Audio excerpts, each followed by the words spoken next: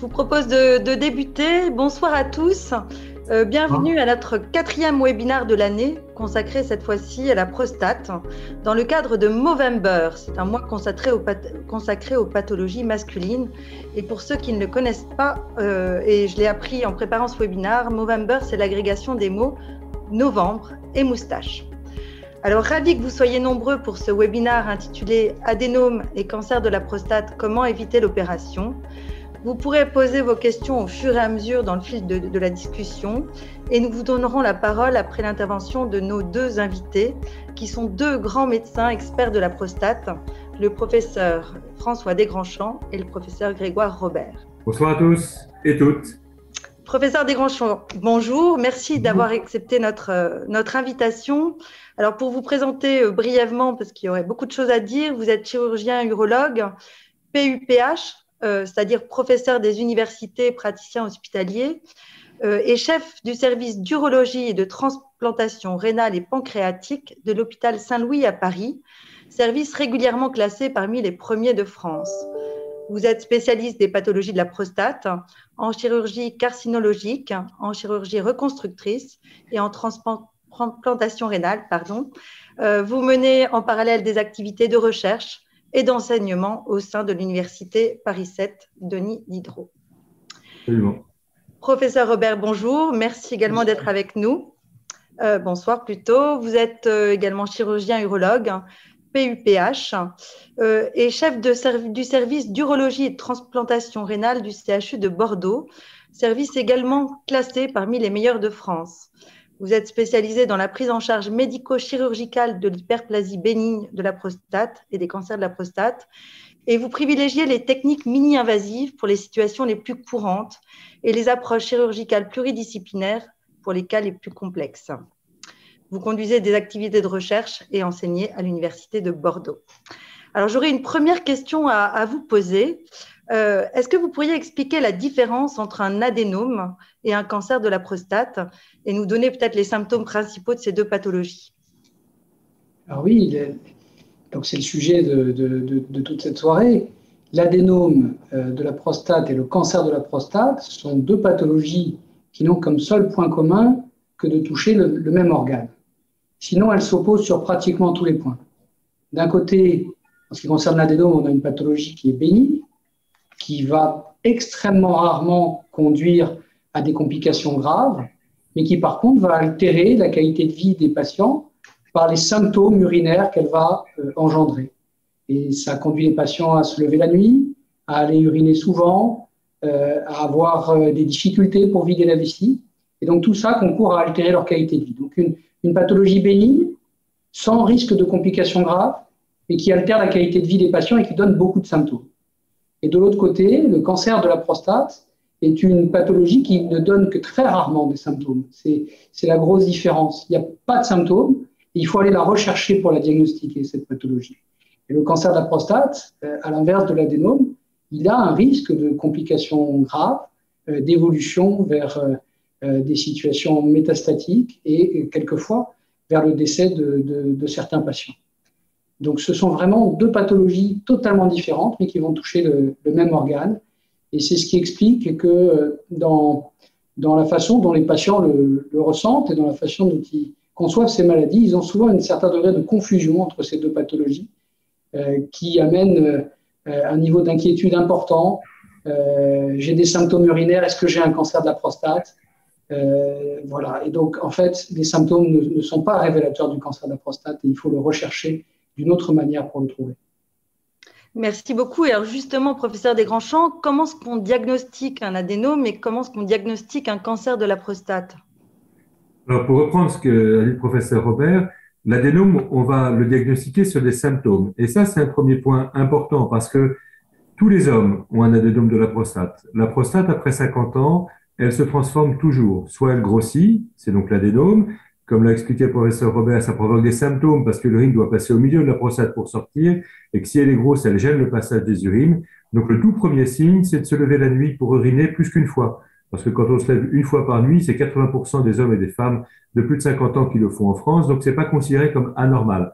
Mais 2 fois, ça doit être un signal d'attention pour l'adénome de la prostate.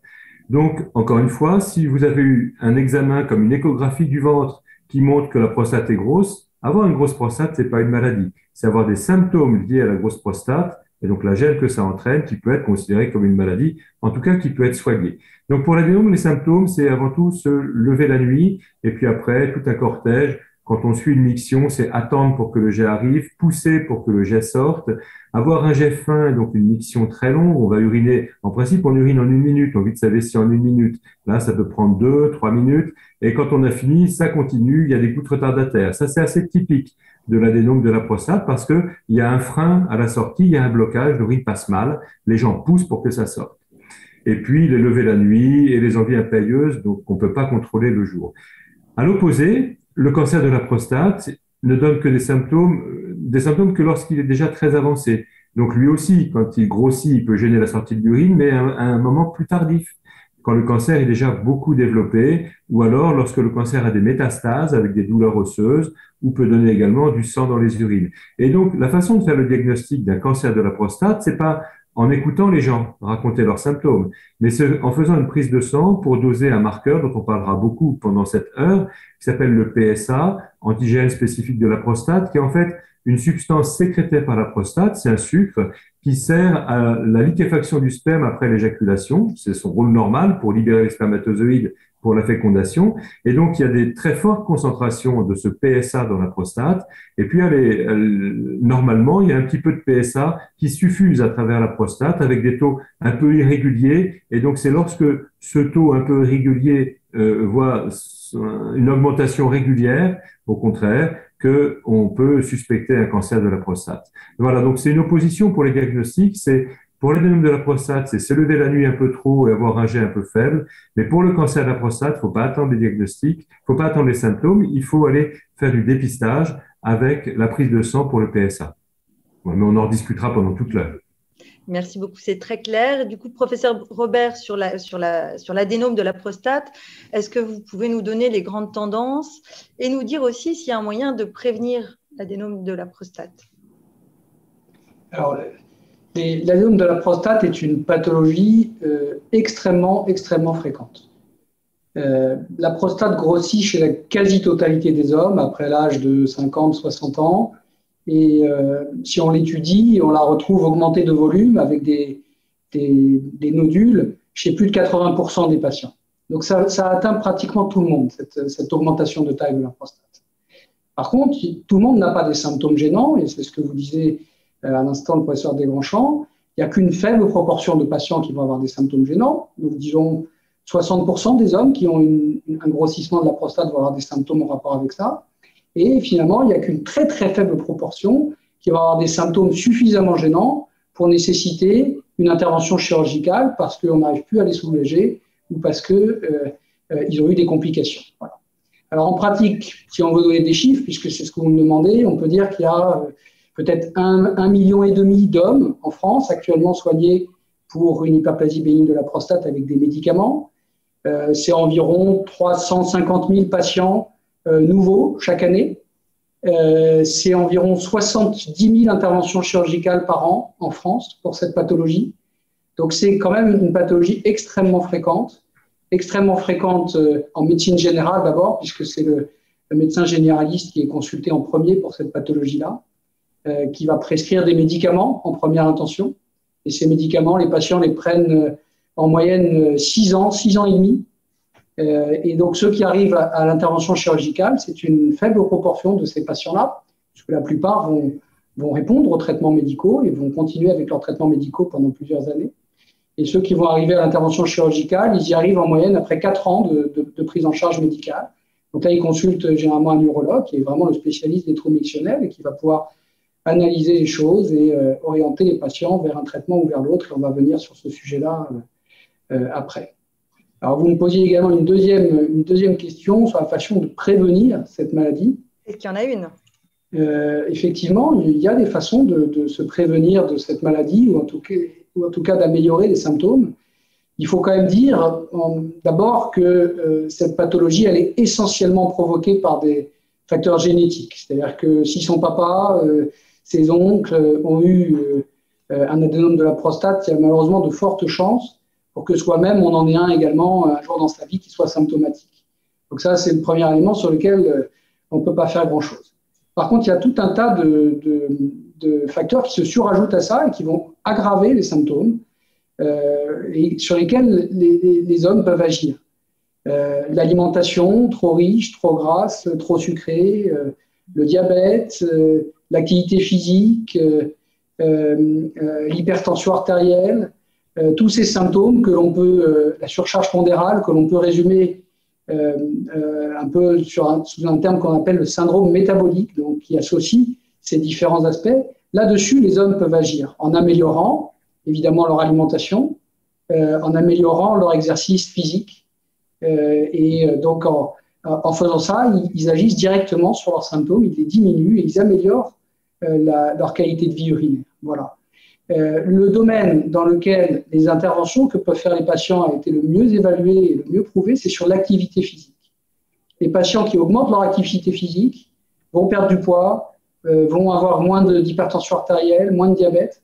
Donc tout ça va s'améliorer grâce à l'activité physique et ça va améliorer les symptômes urinaires et ça a été prouvé dans plusieurs études qui ont été faites, qui ont été époulées et qui donnent les résultats qui sont les plus valides en ce moment sur la meilleure façon de prévenir le développement et l'aggravation des troubles urinaires chez les hommes. Très clair. Donc, ce que je comprends, c'est effectivement à la fois de la prévention et puis une fois qu'on a un adénome de la prostate, c'est une façon de mieux vivre avec ce que vous venez de décrire.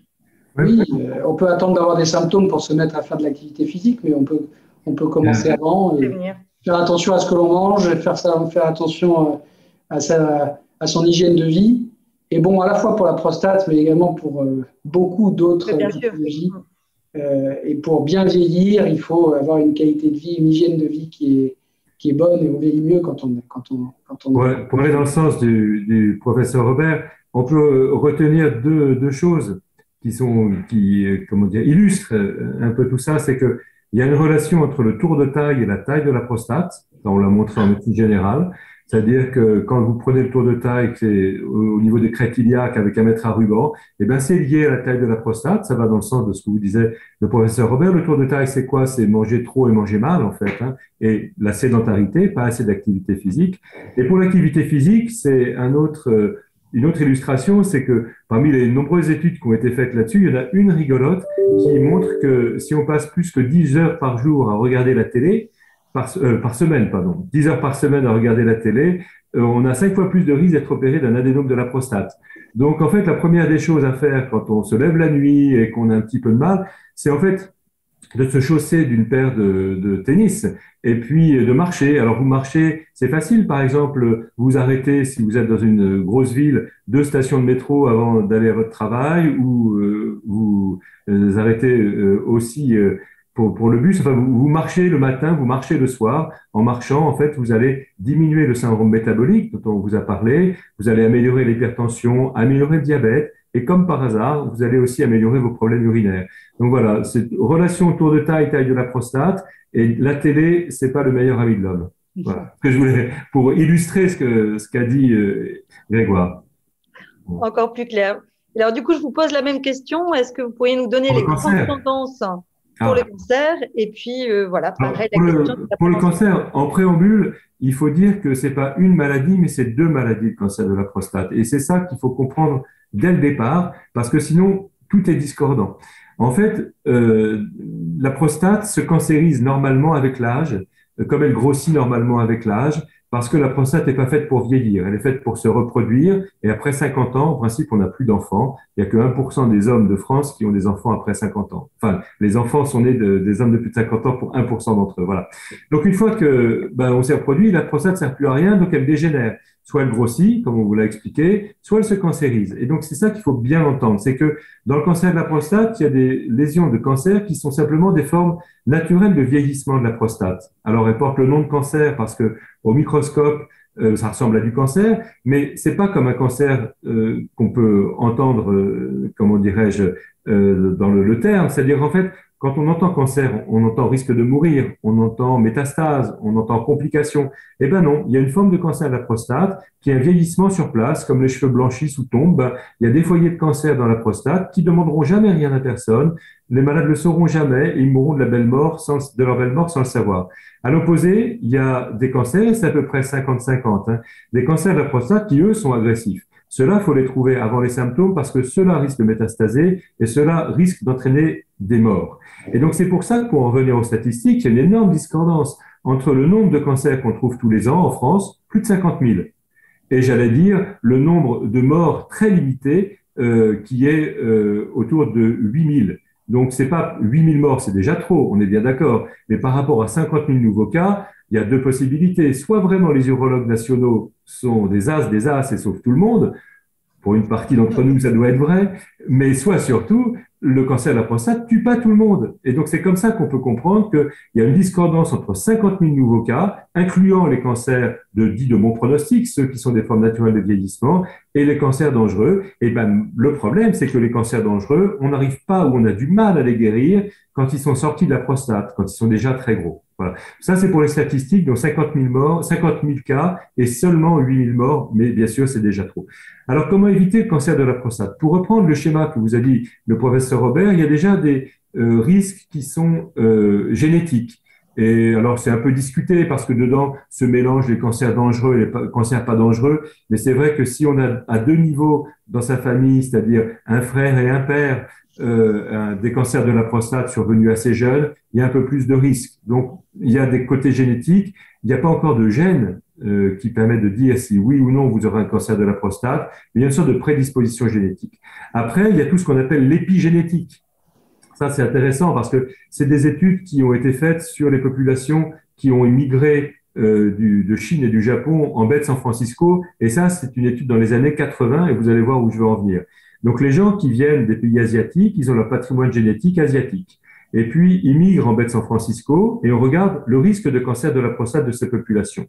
Le risque de cancer de la première génération, il est identique à la population souche. C'est-à-dire que les gens qui ont émigré à l'âge de 20 ans en baie de San Francisco, eh ben, à 70 ans, ils n'ont pas plus de cancer que s'ils étaient restés dans leur pays d'Asie. Par contre, leurs enfants voient l'incidence, donc le nombre de nouveaux cas de cancer de la prostate qui explose alors qu'ils ont le même patrimoine génétique. Mais qu'est-ce qui a changé? C'est l'environnement. Et l'environnement en baie de San Francisco, c'est avant tout l'alimentation qui a été modifiée, passant d'une alimentation pauvre en viande à base de soja à une alimentation riche en hamburgers. Et donc, ça a été le départ de toute une analyse sur les facteurs de risque alimentaires. Le cancer de la prostate dépend beaucoup de l'alimentation que vous avez. En faisant attention à une chose, c'est que il faut pas avoir une double peine pour un malade. Hein.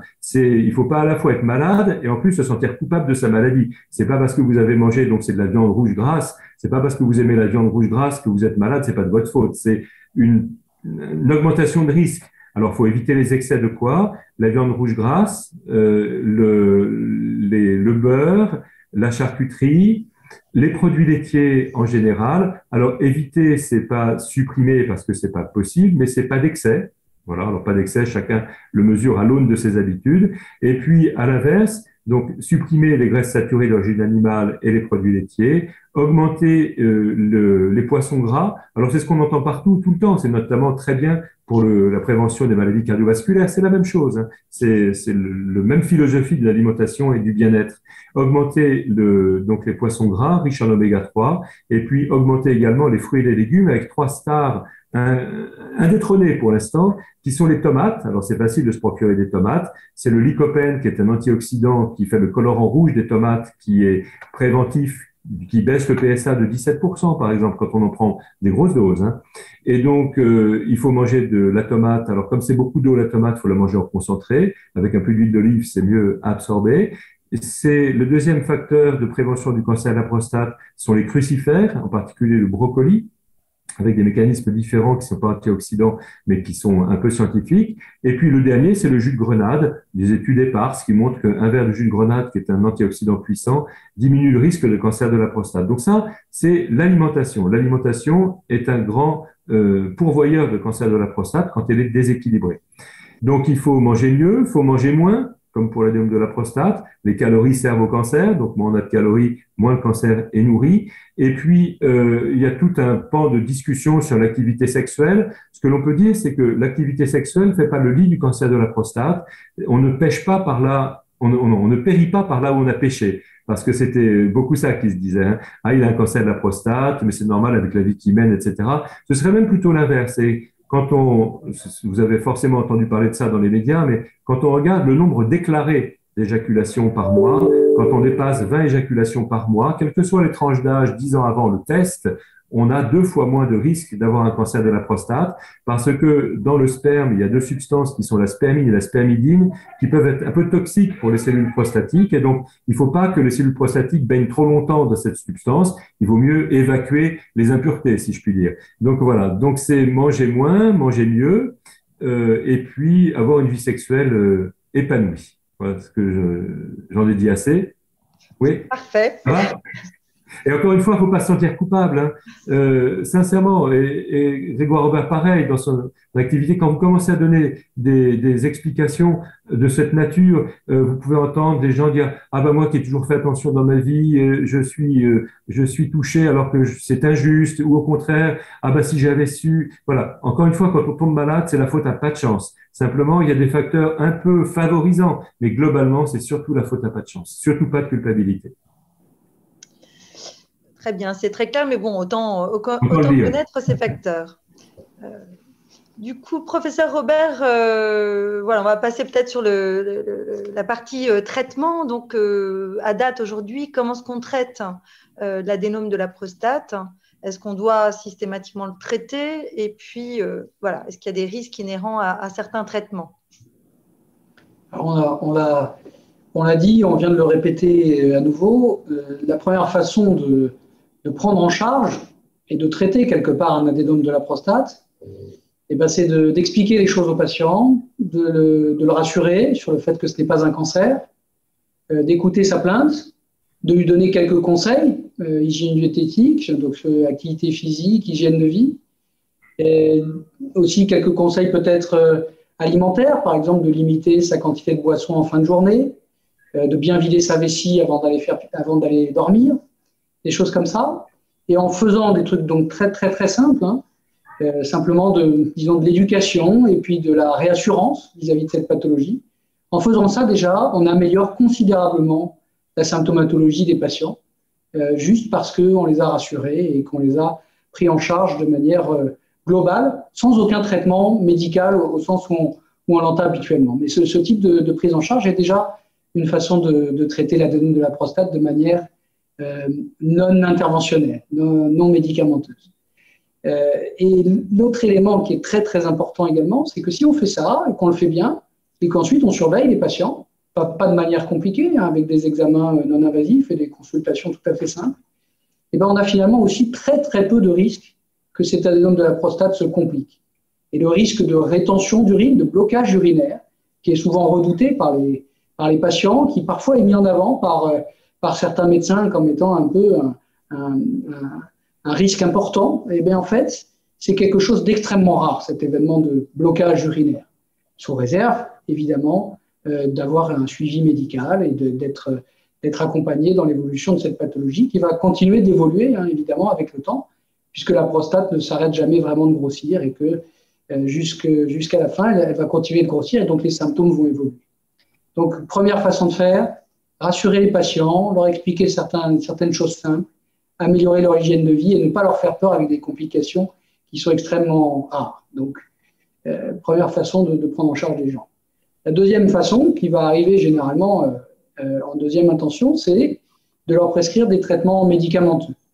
Et là, il y a beaucoup de traitements différents. Il y a plusieurs classes thérapeutiques différentes, plusieurs types de médicaments. Et dans ces classes thérapeutiques, dans ces types de médicaments, ces grands types de médicaments, il y a aussi différentes molécules. Et tous ces médicaments ne sont pas équivalents les uns avec les autres.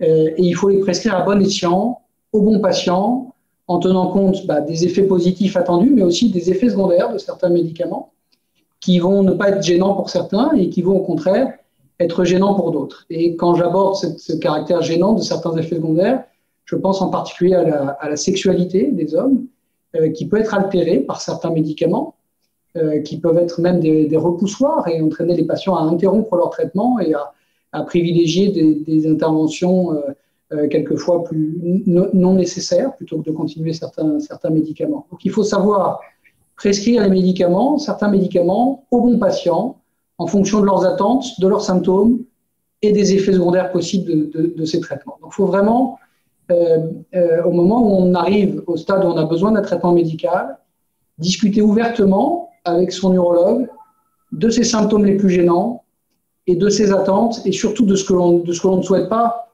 avoir comme effet secondaire avec les traitements médicaux. Et puis, évidemment, ensuite, il y a certains patients qui ne répondent pas bien au traitement malgré les efforts que l'on peut faire ou qui présentent des complications, puisqu'il y en a quand même quelques-unes. Et là, on va rentrer dans l'indication des traitements interventionnels. Et je dis volontairement traitement interventionnel parce qu'il y a plusieurs niveaux de traitement interventionnel. Il y a le traitement chirurgical auquel tout le monde pense. On va retirer l'adénome, qui est le traitement finalement de référence, qui va donner la meilleure amélioration des symptômes urinaires, mais qui va entraîner aussi certains effets secondaires. Et puis, il y a des traitements qui sont entre les médicaments et l'intervention chirurgicale, qui vont améliorer les symptômes urinaires mieux que les médicaments, mais moins bien que l'intervention chirurgicale, et qui vont donner peut-être moins d'effets secondaires, notamment sexuels. Alors, je reviens un tout petit peu sur la chirurgie. Actuellement, la référence de l'intervention chirurgicale, c'est la chirurgie endoscopique, c'est-à-dire la chirurgie qui se passe par les voies naturelles.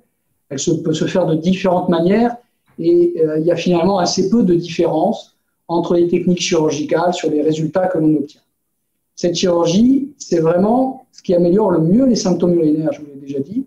Ça guérit quand même plus de 60% des patients de leurs symptômes. Donc c'est quand même un traitement extrêmement efficace. Voilà. Par contre, cette chirurgie va donner quelques effets secondaires. Et là, il ne faut pas confondre les effets secondaires de la chirurgie de l'hyperplasie bénigne, de l'adénome de la prostate, avec ceux du cancer, dont pourra peut-être vous parler tout à l'heure le professeur Desgranchons.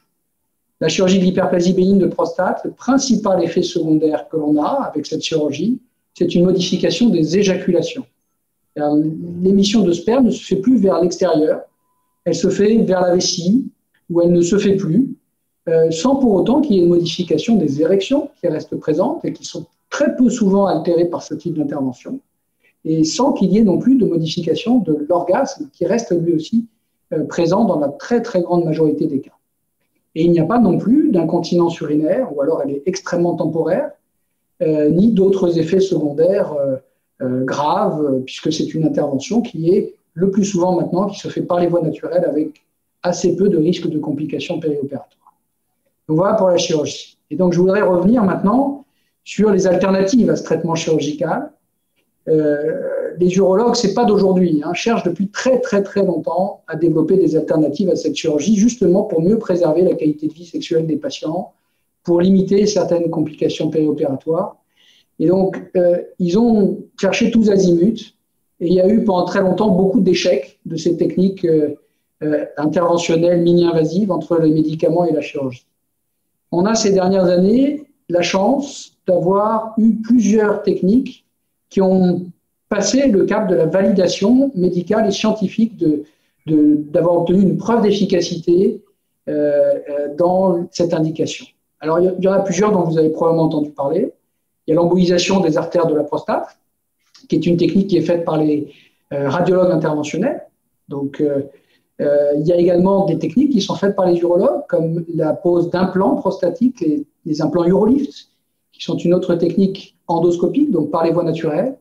Vous avez également la possibilité d'injecter de la vapeur d'eau dans la prostate, qui va la faire diminuer de taille. Et là encore, c'est une technique qui a montré une efficacité et qui a prouvé une efficacité, ce qui n'a pas été toujours le cas dans les techniques qui sont apparues par le passé et puis qui ont disparu ensuite.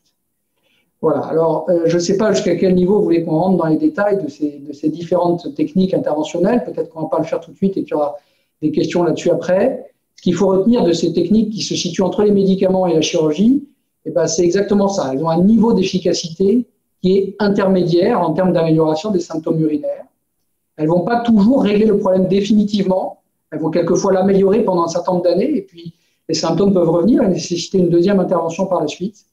Mais elles vont finalement pendant le temps où elles vont être efficaces, mieux préserver la qualité de vie des patients, l'intégralité de leur qualité de vie, notamment sexuelle, qui peut être plus altérée par la chirurgie. Et donc finalement, si on veut conclure, au moment où on arrive, où on se pose la question d'avoir recours à un traitement interventionnel, eh ben, il faut, là encore, en discuter ouvertement avec son urologue, qui est vraiment celui qui a toutes les cartes en main, hein, à la fois pour explorer la maladie et puis ensuite pour faire des propositions thérapeutiques, pour choisir, encore une fois, en fonction de la sévérité de ses symptômes, des éventuelles complications qui sont survenues, de son mode de vie au moment où on a besoin de cette intervention, de son âge, de sa situation personnelle, de sa situation de couple, pour décider de l'intervention qui va être la plus adaptée. Et il faut surtout pas faire la même réponse à tous les patients,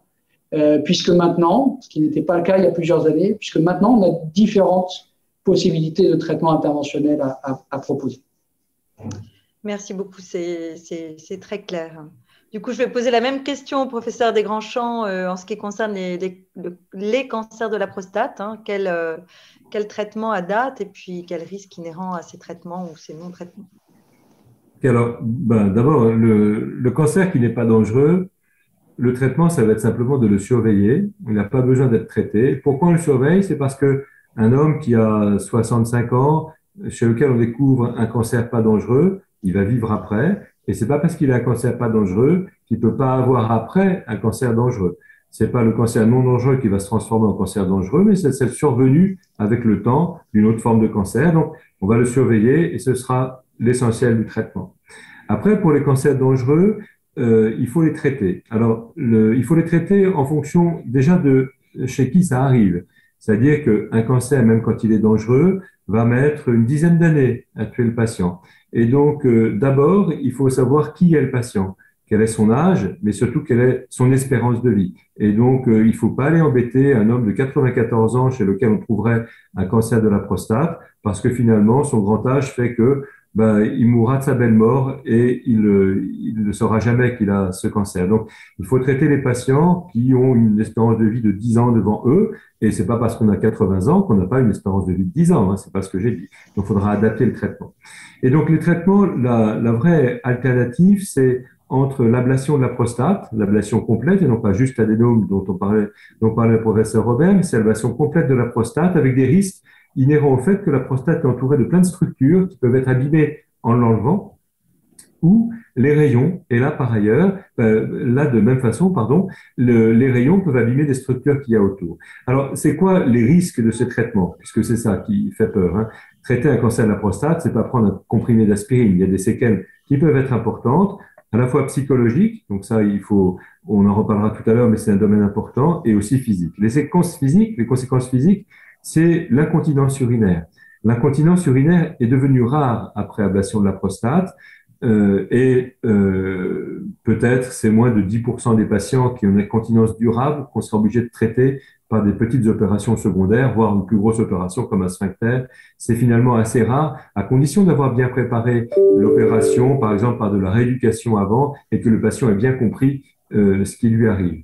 Les rayons donnent aussi un risque d'incontinence, mais faible, quelques pourcents seulement, par brûlure de la vessie.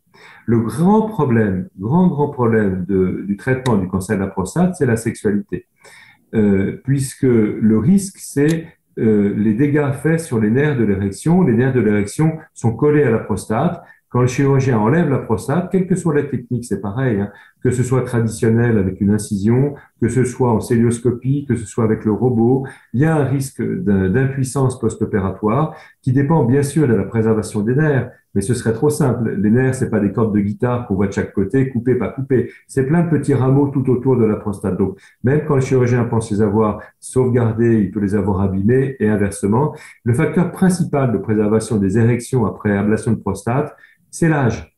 Plus on est jeune, plus on a activité sexuelle régulière, plus on a de chances de garder des érections après. Et donc, comme on arrive à des diagnostics qui surviennent chez les hommes de 65 à 70 ans, on n'a plus la même sexualité qu'à 50-55 ans. Elle est déjà un peu en retrait. Et donc, il y a plus de risques de perdre ces érections après opération. C'est la même chose après rayon, parce que les nerfs sont collés à la prostate. Et donc, ben, quand on irradie la prostate, on va irradier les nerfs. Sauf que les problèmes d'érection surviennent immédiatement après l'opération, alors que les problèmes d'érection vont s'installer doucement sur les 2 ans qui suivent après irradiation.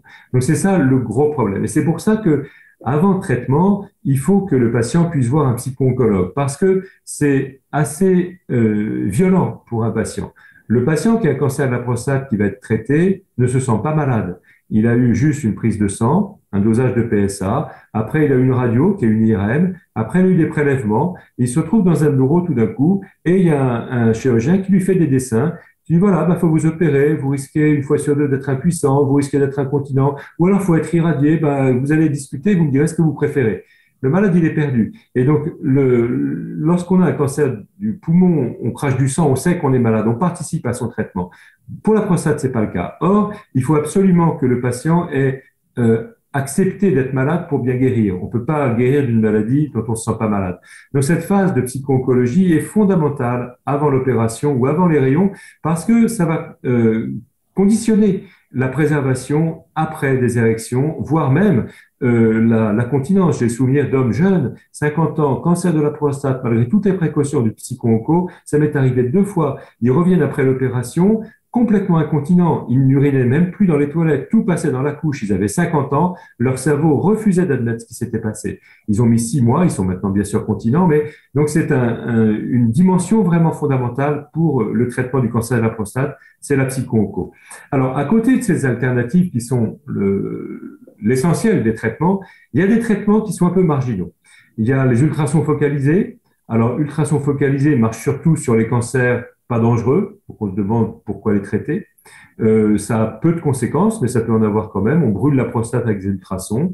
Il y a la cryothérapie qu'on peut utiliser après échec de rayons, mais de novo comme ça sur un patient non traité. Il n'y a pas beaucoup de données et c'est surtout des cancers non dangereux. Un des derniers, un peu plus surprenant encore, c'est le laser interstitiel où on pique la prostate avec un laser pour l'éclairer. Ça fait une nécrose. Là, il y a peu de données et encore surtout obtenues pour des cancers non dangereux. Et puis, la dernière technique, c'est la curithérapie qui consiste à mettre des grains radioactifs dans la prostate. Donc, c'est une forme de radiothérapie, mais qui est donnée localement pour éviter les effets secondaires autour. Donc, notamment pour préserver les érections et donner moins de risque d'incontinence. C'est le cas. Le problème, c'est que la curithérapie marche surtout sur les cancers pas dangereux et un peu sur la limite des cancers qui commencent à être dangereux. Donc, les indications de curithérapie sont un peu plus rares qu'elles ne l'étaient auparavant. Donc voilà, le cancer de la prostate, c'est ne pas traiter les patients qui n'en ont pas besoin. Donc, les cancers non dangereux, on n'embête pas les gens. On va les surveiller comme n'importe qui dans la population générale pour être sûr qu'ils n'attrapent pas un cancer plus dangereux dans les années qui suivent. Donc, la surveillance pour les cancers non dangereux. Pour les cancers qui méritent d'être traités, la vraie alternative, c'est radiothérapie ou ablation de la prostate. Et attention, la surenchère dans l'ablation de la prostate, c'est pas parce qu'on a un robot, et je vous rassure tout de suite, on a un robot comme le professeur Robert en a un. Robot traditionnel, c'est exactement les mêmes résultats. Il y a plein d'études internationales qui le montrent. L'ablation de la prostate est la même, même si c'est par robot ou par ciel ouvert. Les deux sont bien, hein, à condition que le chirurgien, bien sûr, sache bien opérer. Et donc, les risques, c'est un risque sexuel qui dépend beaucoup de l'âge et qui est majoré par tous les désordres psychologiques. Donc, dans le traitement du cancer de la prostate, il n'y a pas que l'opération ou les rayons, il y a aussi tout ce qui est d'ordre psychologique à mettre en œuvre. Je pense avoir fait le tour de ce que je peux vous dire. Merci beaucoup, c'est très clair. Alors, une dernière question peut-être avant de prendre les questions de la salle que je vous pose à tous les deux. Le cancer est très protocolé, hein, il existe vraiment des référentiels au niveau européen, voire mondial. En France, tout dossier de patient atteint de cancer passe en RCP, c'est-à-dire que plusieurs médecins de spécialités différentes donnent leur avis. Et pourtant, une des mesures du plan cancer est de faciliter l'accès à un deuxième avis. Pourquoi? Et en quoi est-ce important pour le patient dans le cadre d'un cancer de la prostate de prendre un deuxième avis? Ben, c'est fondamental parce que, en fait, les recommandations sont assez larges. Pour le cancer qui est de bon pronostic, donc ces cancers qui sont des formes naturelles de vieillissement de la prostate, si les recommandations hors France sont assez fermes pour dire voilà, faut surveiller, les recommandations françaises disent on peut surveiller, mais on peut aussi traiter. Et donc, là-dedans, si vous prévenez mal les patients, c'est-à-dire que un patient, il a du mal à entendre qu'il a un cancer, que c'est pas la peine de le traiter, si vous l'avez pas prévenu avant de faire les prélèvements.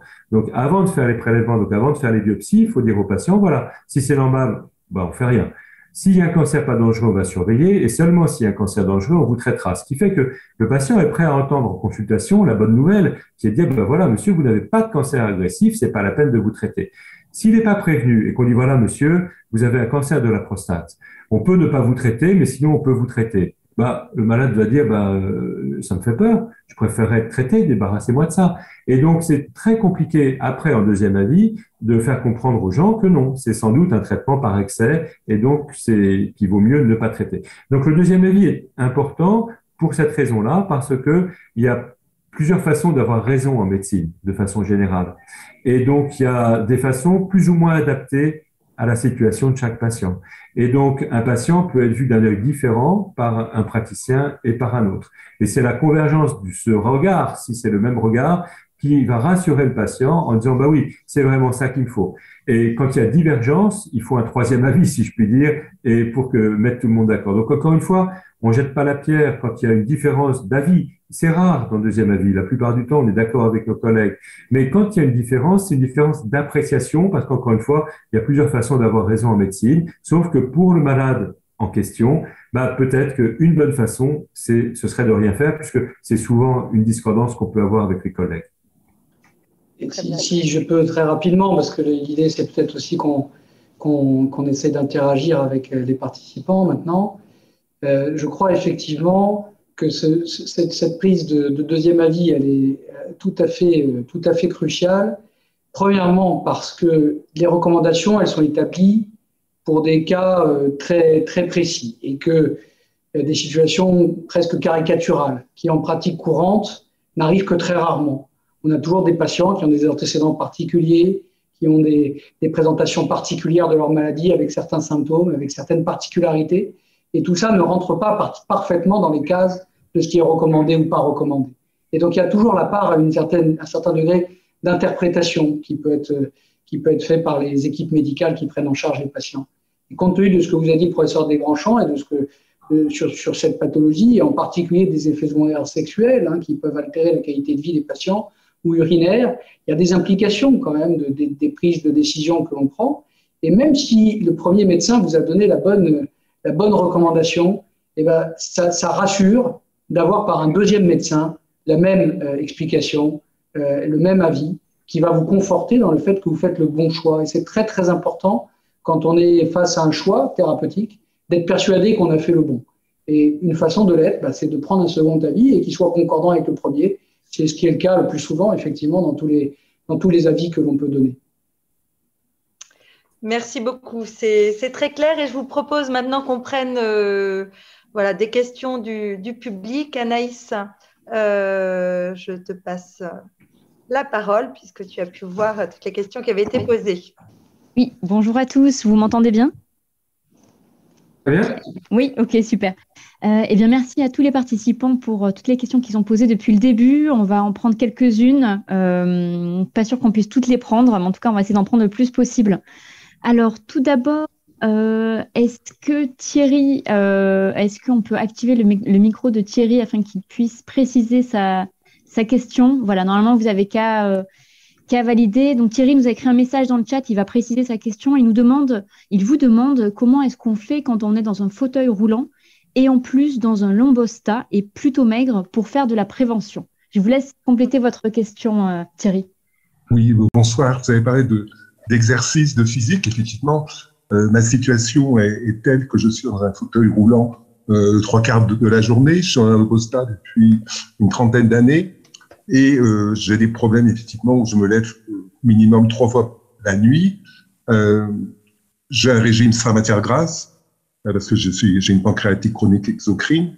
Et donc, je fais très attention au niveau de mon alimentation. Qu'est-ce que je peux faire, effectivement, de plus pour pouvoir éviter, effectivement, les problèmes? Alors, actuellement, j'ai juste la moitié de la vessie qui est paralysée.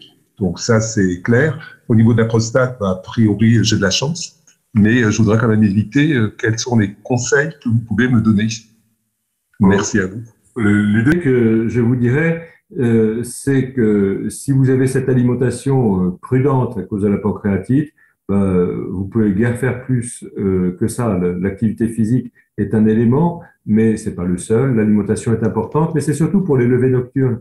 Il y a un test dont on n'a pas parlé, mais qui est vraiment fondamental, parce que c'est pas parce qu'un homme se lève la nuit que c'est de la faute de la prostate, même s'il a une prostate. Et donc, la première chose à faire, c'est de mesurer le volume que vous faites la nuit et sur toute la journée. Parce que je ne sais pas qui vous êtes, mais si vous faites très attention à votre diététique, peut-être que vous buvez beaucoup et que donc simplement vous levez la nuit parce que vous avez beaucoup bu de liquide. Donc, il faut mesurer non pas ce qui rentre parce que c'est compliqué, mais ce qui sort. Tout ce qui sort, c'est rentré. Donc, vous faites le calcul sur une journée complète. Si ça dépasse 2 litres sur une journée ou 700 pour la nuit, c'est que c'est pas la prostate. Quand vous avez des gros volumes la nuit, il y a aussi l'apnée du sommeil. Et donc, vous pouvez très bien avoir une grosse prostate et avoir des pauses respiratoires la nuit. Dans ces cas-là, les hommes vont se lever la nuit, mais le jour, ils iront bien. Parce qu'en fait, ils fabriquent leur urine la nuit. Donc, si vous faites des gros volumes la nuit, donc plus de 700 millilitres, c'est probablement pas la prostate. Voilà, ce que je peux vous dire, c'est que, bien sûr, l'activité physique, c'est du commun, mais j'ai pas l'impression à vous voir que vous êtes en surpoids.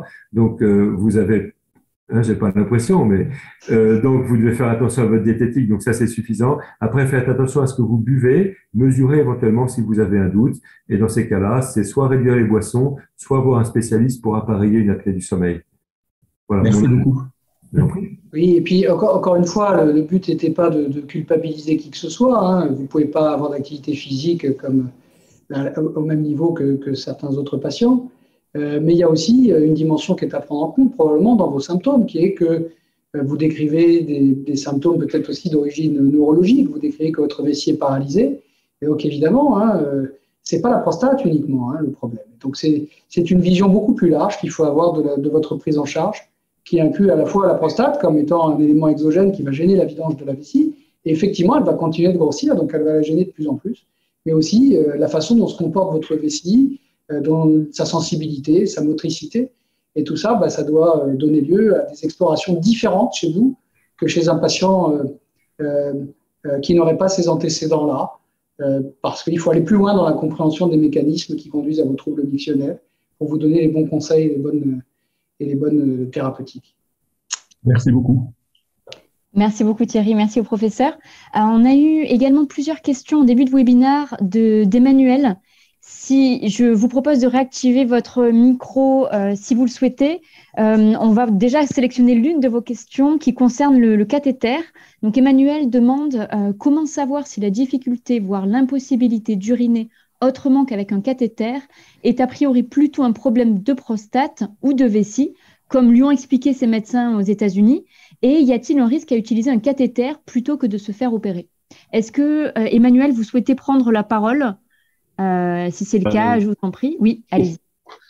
Oui, bonsoir. Non, pas spécialement. J'ai essayé de détailler le plus possible ma question pour que la situation que vous décrivez, c'est que vous êtes dans une situation où vous n'arrivez plus à uriner spontanément et où on vous donne deux alternatives, soit continuer à utiliser des sondes pour vider votre vessie, c'est ça? Soit vous faire et donc vous demandez comment choisir entre les deux, en gros. Oui, mais aussi. Et puis, est-ce que c'est vraiment et même l'opération, puisque l'opération, on ne sait pas vraiment si c'est un problème de prostate ou de vessie. Donc, si on cible la prostate, mais que c'est un problème de vessie, bon.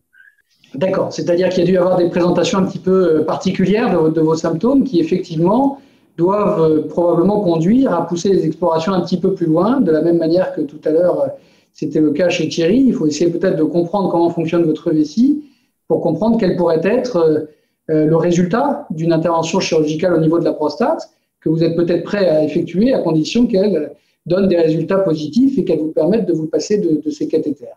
Alors, pour faire ça, il n'y a pas énormément de solutions. La première solution, c'est d'aller plus loin dans les explorations en passant à des explorations un peu invasives, en faisant des examens endoscopiques, regarder à l'intérieur du canal urinaire, regarder à l'intérieur de la vessie, et puis en faisant un enregistrement du fonctionnement de la vessie pendant qu'elle se remplit et pendant qu'elle se vide. Et c'est là qu'est le problème, c'est que si vous n'arrivez pas à vider votre vessie, on va avoir beaucoup de mal à enregistrer sa vidange. On peut quelquefois enregistrer quand même, sans qu'il y ait une véritable vidange, des contractions de la vessie qui vont être assez rassurantes sur les possibilités qu'elle pourra avoir de récupérer après une intervention chirurgicale. Alors, l'autre façon de faire, plutôt que d'utiliser un cathéter quand on a envie de faire pipi et de vidanger sa vessie, c'est de placer un dispositif temporaire à l'intérieur de la prostate pour écarter ces lobes et voir comment la vessie se vidange. Il y a eu pas mal de dispositifs qui ont été développés. Il y a eu des dispositifs qui étaient des implants permanents qui ont été, pour la plupart, abandonnés totalement parce qu'ils donnaient lieu à des complications par la suite. Mais il y a des implants temporaires qui peuvent être utilisés de différents types. Et il y en a un qui est très intéressant, qui peut maintenant se placer même en consultation, sans aucun autre examen, qui a d'ailleurs été développé par un urologue français, qui est maintenant au stade où il est commercialisé. Donc ça pourrait éventuellement être une solution, c'est-à-dire placer un cathéter interne, temporaire, à l'intérieur de votre prostate, pour enlever l'obstacle de la prostate et voir si votre vessie arrive à se vidanger.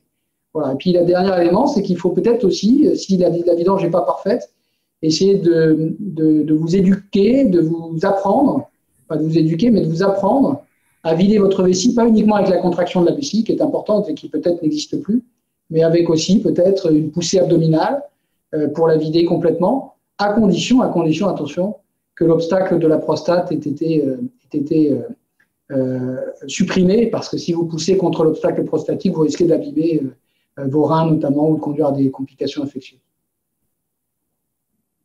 Et le fait d'utiliser le cathéter en attendant de prendre une décision, est-ce que ça pose des problèmes ou est-ce qu'on peut utiliser pendant des années un cathéter sans endommager la prostate, ou sans endommager l'urètre ou les sphincters Mais vous êtes en auto-sondage.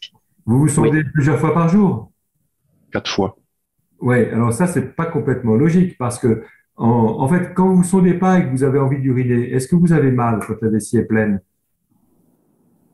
Non, pas vraiment mal. Je sens le besoin d'uriner et j'arrive à uriner, mais une très très petite quantité. Donc ça veut dire que la vessie n'est pas suffisante. Pourquoi vous n'êtes pas opéré de la prostate déjà? Qu'est-ce qui vous retient? Les risques secondaaires liés à la sexualité. Mais non, allons. L'éjaculation rétrograde ou des choses comme ça. Monsieur Emmanuel, quand on a une grosse prostate qui bloque, ne me dites pas que votre éjaculation est comme quand vous aviez 25 ans. L'éjaculation d'un homme qui a une grosse prostate, en fait, c'est une éjaculation très limitée, sans force. C'est comme une goutte qui coule au fond. Donc, c'est plus psychologique qu'autre chose. Le seul problème, c'est que vous ne pourrez plus avoir d'enfants. Je ne sais pas quel âge vous avez, mais j'ai l'impression que vous avez dépassé l'âge de 50. Voilà. Donc, je ne sais pas si vous en voulez un ou pas, mais si vous en voulez un, vous faites de l'ICSI ou autre, mais il faut faire, 4 fois par jour, c'est presque insuffisant pour protéger votre vessie. Vous êtes en train d'abîmer votre vessie petit à petit, donc il faut vous faire opérer. Qui est-ce qui vous suit? Vous êtes suivi aux États-Unis, vous avez dit? Oui, aux États-Unis. Et là, vous appelez des États-Unis? Oui.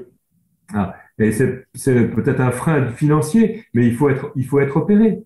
Il faut être opéré, c'est-à-dire que dans le doute entre vessie et prostate, la vessie, on peut pas la changer si elle est abîmée. Par contre, la prostate, on peut la corriger. Donc, faites corriger votre prostate. Si vous n'avez pas d'enfant, essayez d'en avoir un rapidement avant d'être opéré, si vous avez encore une éjaculation. Et puis après, il faut vraiment rapidement vous faire opérer. C'est l'avis que je peux vous donner sans vous connaître, mais c'est le premier sentiment que j'ai.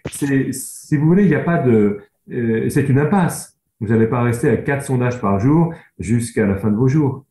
Et en attendant, votre vessie s'abîme parce que 4 fois par jour, c'est pas assez. On urine normalement 6 fois par jour et 1 fois par nuit. Ce qui veut dire que votre vessie reste sous tension plus longtemps que normalement et donc elle risque de s'abîmer au fur et à mesure des années. Voilà. Merci beaucoup Emmanuel pour votre question. Merci professeur pour votre réponse très circonstanciée.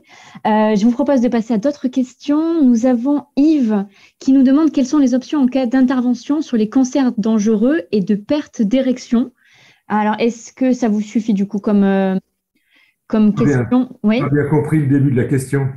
Alors, quelles sont les options en cas d'intervention sur les cancers dangereux et de perte d'érection? Je peux donner la parole à Yves. Alors, essayez de rester concis pour qu'on puisse prendre encore au moins comment on traite les problèmes d'érection après les opérations? C'est ça surtout.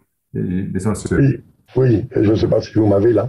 Oui, on vous entend Yves. Alors, ce n'est pas encore personnel, puisque ce qui a été très bien expliqué, j'ai un cancer diagnostiqué il y a 1 an, donc cancer pas dangereux, dans le suivi. Bon, très bien. En cas de complications et d'intervention de la prostate qui conduirait à une perte d'érection. Peut-être qu'on est au-delà de votre Non, c'est bien. sujet, mais quelles sont les options? Alors, la première option en cas de difficulté d'érection après l'opération, c'est le temps. C'est-à-dire qu'il faut du temps pour que ça revienne. Ça revient entre 6 mois et 1 an après l'opération, le temps que tout se mette en ordre, c'est-à-dire que les gens soient rassurés sur le cancer, qu'il n'y ait plus de fuite d'urine du tout, pas la moindre goutte, etc. Et les érections reviennent après. Et donc, pendant cette période, il faut faire ce qu'on appelle une réhabilitation pénienne, c'est-à-dire prendre du Viagra 3 fois par semaine, le soir, ce qui augmente, qui n'augmente pas, mais qui rend le retour des érections nocturnes spontanées plus rapide et donc permet après une vie sexuelle plus rapide également. Donc, première étape, après le temps, ce sont les médicaments comme le Viagra. Deuxième étape, si ça suffit pas, ce sont les injections. On peut faire des piqûres, comme un diabétique se pique pour faire de l'insuline avec une seringue automatique. On pique la verge, ça provoque une érection quoi qu'il se passe, même s'il y a un tremblement de terre, vous avez une érection qui va durer 3 heures. Même si vous lisez votre journal, voilà, c'est une érection un peu indépendante de vous, mais l'érection, vous l'avez. Et puis, si les injections ne suffisent pas, vous avez après toutes les prothèses péniennes, qui peuvent être des prothèses, sont des tuteurs qu'on met dans la verge, soit des tuteurs qui sont durs permanents ou semi-durs permanents, c'est une prostate semi-rigide, qu'on met de côté quand on s'en sert pas pour un rapport sexuel, qu'on met droit devant pour un rapport sexuel, ou des prothèses gonflables, où là, les tuteurs sont des structures que l'on peut gonfler avec une petite pompe qu'il y a dans le scrotum. Donc, il y a tout un arsenal pour résoudre ces problèmes. Mais l'expérience que j'en ai, et je pense que ce sera confirmé par l'expérience du professeur Robert également, c'est que la sexualité souvent est au second plan, c'est-à-dire que elle est clamée, mais quand vous avez déjà 65 ans, vous n'avez pas la même sexualité que quand vous aviez 50 ans, et puis la sexualité du couple n'est plus la même non plus. Et donc en fait, souvent, les patients éludent la question. Alors peut-être par pudeur, mais aussi parce que c'est plus une priorité. Donc aussi, la dernière façon de traiter les problèmes d'érection, c'est de les admettre et de les relativiser. Je ne sais pas, ça peut choquer certains, mais c'est l'expérience vécue de consultation où beaucoup d'hommes se disent, bon, ça marche moins bien qu'avant, mais finalement, c'est pas si grave, ça m'arrange parce que vous savez, avec ma femme, elle a été opérée, ceci, cela. Donc même nous, on a du mal à proposer les médicaments, on a du mal à proposer les piqûres parce que les patients n'en veulent pas. Voilà. Et en tout cas, quand c'est un problème, parce que ça l'est quand même pour certains patients, il faut s'en occuper parce qu'il y a des... Ah bah oui, bien sûr, évidemment. Mais j'ai donné la 4e possibilité pour être un peu humain. Parce que... de voir si ça va récupérer, parce que c'est vrai qu'on est quand même plus efficace quand on en parle avec le médecin, bien sûr, mais quand on en parle en couple avec le médecin, et puis quand on s'en occupe assez vite après l'intervention pour évidemment, c'est pour ça qu'on donne le Viagra immédiatement après. Mais il faut faire attention aussi à ce fantasme de la performance. Donc, il faut aussi relativiser les choses. C'est pour ça que je me suis permis de dire que le traitement, ça pouvait être aussi pas de traitement. C'est un peu provocateur, mais c'est pour faire réfléchir. Merci beaucoup Yves. Et peut-être une toute dernière question rapide. Nous avons Raouf qui demande s'il est possible d'avoir une hypertrophie de prostate à 40 ans. Ah oui, alors tout est possible. Tout est possible. Et effectivement, il doit y avoir quand même... si les symptômes se manifestent dès l'âge de 40 ans, un certain terrain génétique qui favorise l'augmentation de taille de la prostate. Mais c'est possible, même si ce n'est pas habituel. Donc ça nécessite, encore une fois, que le diagnostic soit confirmé et bien posé avant d'envisager des traitements qui sont centrés uniquement sur la prostate, puisqu'à 40 ans, il y a aussi d'autres causes qui peuvent conduire à des troubles mictionnels.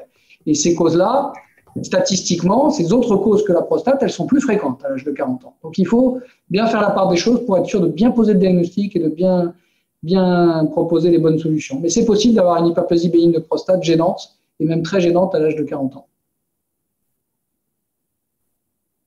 Merci beaucoup. Je vous propose d'arrêter le webinaire puisqu'il est 19h01. Un grand merci à tous les deux, professeur Desgrands-Champs et professeur Robert, parce que c'était passionnant et voilà, et vous avez su partager de façon accessible quelque chose de complexe. Donc, merci à vous, bonne soirée Et puis, de toute façon, il y aura un replay du webinaire. Et donc, pour certains qui n'ont pas pu y accéder, vous pourrez le partager. Voilà. Merci beaucoup d'avoir organisé cette rencontre et à tous les participants également. Exactement. Merci. Au revoir. Bonsoir à tous et toutes. Merci. Au revoir.